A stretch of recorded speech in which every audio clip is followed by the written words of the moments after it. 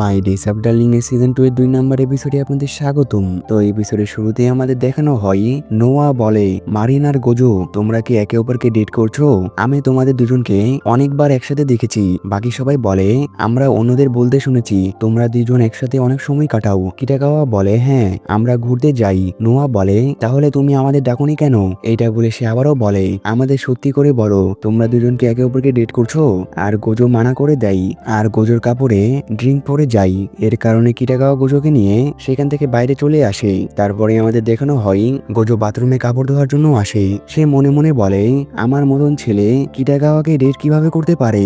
আর কিটাগাওয়া বাইরে বসে থাকে এবং মনে মনে বলে আমি জানি আমরা ডেট করছি না, কিন্তু সবাই আমাদের দেখে একই কথা বলে। জুজুসামাও এই প্রশ্নটি করেছিল, কিন্তু সে সবাইকে সাথে সাথে মানা করে দেয় তুমি কি সত্যি আমাকে পছন্দ করো না? তখনই তার কাছে দুইটি ছেলে আসে এবং তাদের সাথে কথা বলার জন্য তাকে নিয়ে যাই। তারপরে গোজো বাইরে আসে আর কিটাগাওয়াকে সরি বলে, কিন্তু সেখানে অন্য একটি মেয়ে থাকে। সে সেখান থেকে আসতে থাকে। তখনই সে কিটাগাওয়াকে দেখতে পাই। সে চুপচাপ একটি জায়গায় দাঁড়িয়ে আছে আর ছেলেটি তাকে কথা শোনাতে থাকে।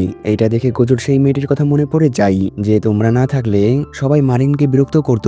তখনই সেই ছেলেটি বলে আমাকে আর কতবার বলতে হবে? এইটা বলে সে তার দিকে হাত বাড়াই। তখনই গোজো তাকে আটকাই আর বলে তোমরা তাকে বিরক্ত করা বন্ধ করো, তোমরা তাকে বিরক্ত করতে পারো না, এসব বলতে লাগে। আর তারা কোনো কিছু বুঝতে পারে না। কালো স্যুটের ব্যক্তিটি বলে আমার মনে হয় সে মনে করেছে তুমি মারিনকে মারতে লেগেছিলে। সে বলে না না আমি এমনটা কেন করতে যাব, আমি এমনটা কখনোই করতে পারি না। গোজো এটা শুনে তার হাত ছেড়ে দেয় আর বলে তোমরা কি কিটাগাওয়াকে চেনো? কিটাগাওয়া বলে হ্যাঁ আসলে তারা হলো আমার হেয়ার স্টাইলিস্ট। তারপর সে আবারও বলতে লাগে যে তোমার চুল অনেক ড্যামেজ হয়ে গিয়েছে। এটা বলে সে চুলের সম্পর্কে কথা বলতে লাগে আর বলতে থাকে। তারপরে তাদের চলে যাওয়ার পরে গোজো একটি জায়গায় লজ্জা পেয়ে বসে থাকে। কিটাগাওয়া বলে কি হয়েছে? এমন তারও সবার সাথেই হয়। গোজো বলে কিন্তু আমি তাদের সাথে খারাপ ব্যবহার করেছি। কিটাগাওয়া মনে মনে বলে যাই হোক সে আমাকে বাঁচানোর চেষ্টা করেছে। এটা ভেবে সে গোজোর পুতুলের উপরে কিস করে। গোজো ভয় পেয়ে বলে তুমি আমার উপরে রেগে আছো? কিটাগাওয়া বলে একদমই না। গোজো বলে তাহলে আমি এখনই কিসের আওয়াজ শুনতে পেলাম? এটা শুনে কিটাগাওয়া লজ্জা পেয়ে যায়, কারণ সেটা কিস করার সাউন্ড ছিল। কিন্তু গোজো সেটা বুঝতে পারে না। কিটাগাওয়া বলে আমি তোমাকে বলবো না। এটা বলে সে সেখান থেকে চলে যেতে থাকে। গোজো বলে আমি বুঝতে পেরেছি তুমি আমার উপরে রেগে আছো। কিটাগাওয়া বলে একদমই না। তখনই তার হাসি আসে। তারপরে সিন শিফট হয় এবং আমাদের দেখানো হয় ম্যাম সবাইকে বলে আজকে কিটাগাওয়া আসতে পারবে না। সে আমাকে কল দিয়ে বলেছে তার শরীর খারাপ। গোজো এটা শুনে লুকিয়ে লুকিয়ে কিটাগাওয়াকে মেসেজ করে। সে একটু পরপর মেসেজ দেখতে লাগে যে সে কি তার মেসেজ দেখেছে। অনেক কয়টি ক্লাস শেষ হয়ে যায়, বাট কিটাগাওয়া মেসেজ দেখে না। সে এটা দেখে নার্ভাস হয়ে যায়। তারপরে সিন শিফট হয় এবং আমাদের দেখানো হয় কিটাগাওয়া রুমে শুয়ে থাকে। তখনই তার বাসার বেড়েছে ওঠে। সে দরজা খুলে দেখে সেখানে গোজো দাঁড়িয়ে আছে। সে বলে এত তাড়াতাড়ি স্কুল শেষ হয়ে গিয়েছে? গোজো বলে না আমি তাড়াতাড়ি চলে এসেছি। কিটাগাওয়া বলে তাহলে তুমি এইখানে কি করছো? গোজো বলে আমি জানি তুমি একা থাকো, সেই জন্য আমি ভাবছিলাম তুমি তোমার খাবার বানাতে পারবে কিনা, সেই জন্য আমি স্কুল থেকে তাড়াতাড়ি চলে এসেছি।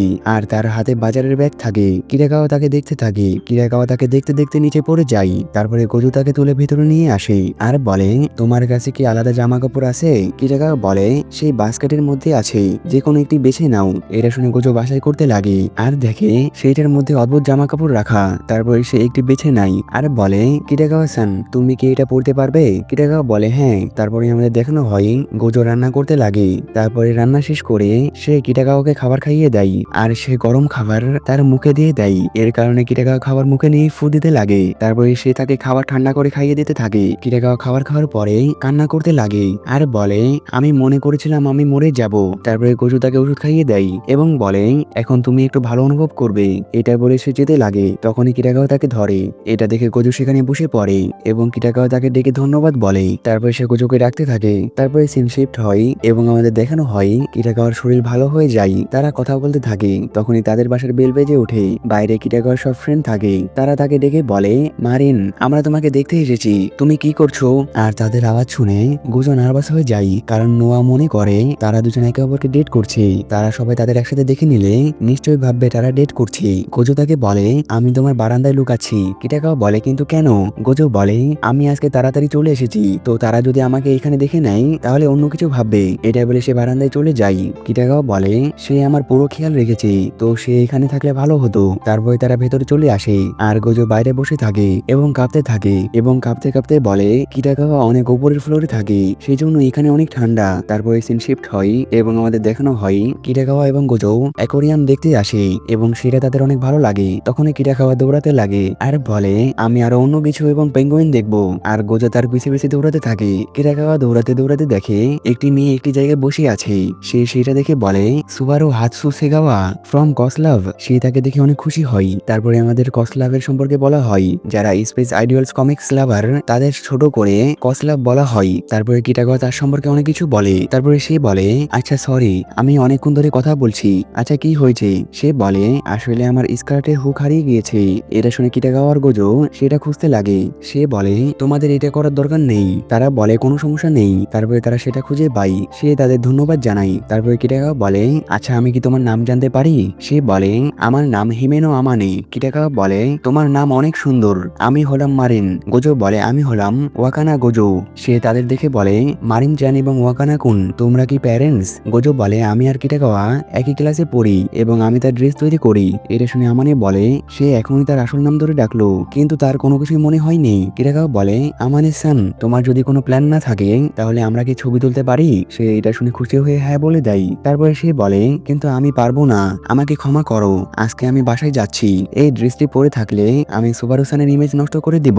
গোজো বলে আমি তোমার এটা ঠিক করে দিতে পারবো, আমি সবসময় আমার সাথে এইসব রাখি। সে বলে কিন্তু তোমরা আমাকে আরো সাহায্য করলে আমার খারাপ লাগবে। গোজো বলে আমি অনেকদিন ধরে এটা করছি, তো কোনো সমস্যা নেই। সে বলে আচ্ছা ঠিক আছে, আমি তোমাদের অফারটি গ্রহণ করছি। গোজো বলে আচ্ছা ঠিক আছে, ওয়াশরুমে চলো। এটা বলে সে বলে কিন্তু আমি তো মেয়েদের ওয়াশরুমে যেতে পারবো না। সে বলে ছেলেদের ড্রেসিং রুমে গেলেও কোনো সমস্যা নেই। গোজো বলে কিন্তু তুমি ছেলেদের ড্রেসিং রুমে যাবে? সে বলে কোনো সমস্যা নেই, আমি একজন ছেলে। এটা শুনে গোজো আর কিটাগাওয়া অবাক হয়ে যায়। তারপরে আমাদের দেখানো হয় সে গোজোকে তার ড্রেস দেয় এবং গোজো সেটা ঠিক করতে লাগে। সে তার দিকে তাকিয়ে বলে হিমেনো-সান দেখতে একদম মেয়েদের মতন। তখনই সে তার ব্যাগে লিকুইড গ্লু দেখে। সে বলে লিকুইড গ্লু অনেক দরকারি, কান্না করলে বা পানি লাগলে এটা অনেক কাজে আসে, কিন্তু আমানে-সান তার কসপ্লেতে এটা ব্যবহার করছে কেন? আমি এটা তাকে জিজ্ঞাসা করতে চাই, আমি সত্যি এটা তাকে জিজ্ঞাসা করতে চাই। তখন হিমেনো বলে কি হয়েছে? সে বলে কিছু না, আর এটা তৈরি হয়ে গিয়েছে, আর সময় লাগবে না। আর এদিকে কিরাগাওয়া একটি বোর্ড দেখতে থাকে। তখনই সেখানে একজন তাকে ডাকে। সে পাশে তাকিয়ে দেখে সুজুকা চান সেখানে এসেছে। তারা একে অপরকে দেখে অনেক খুশি হয়। সুজুকা চান বলে মারিন চান তোমাকে আজকে অনেক সুন্দর লাগছে। কিরাগাওয়া হেসে বলে ধন্যবাদ। তারপরে তারা কসপ্লে সম্পর্কে কথা বলতে লাগে আর সুজুকা চান তার কসপ্লে সম্পর্কে অনেক কিছু বলে। তারপরে আমাদের দেখানো হয় ইমনের ড্রেস ঠিক হয়ে যায়। সে বলে এটা আমার প্রথম কসপ্লে ছিল।